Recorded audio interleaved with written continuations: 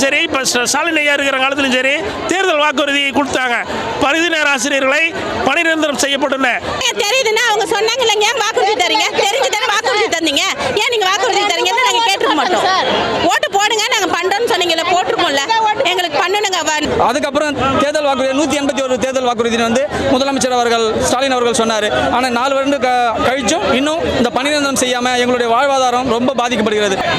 இந்த ஆட்சி வரும்போது எங்களுக்கு பர்மனன்ட் பண்ணுவோம், பணி நிரந்தரம் பண்ணுவோம்னு சொல்லி தான் ஓட்டு கேட்டாங்க. அதை நம்பி தான் எங்கள் பகுதி நேர மக்கள் எல்லாமே நம்பி ஓட்டு போட்டோம். 181 தேர்தல் வாக்குறுதியை நம்பி தான் நாங்கள் இந்த அரசாங்கத்துக்கு எங்களுடைய முழு வாக்குரிமைகளையும் அளித்தோம்.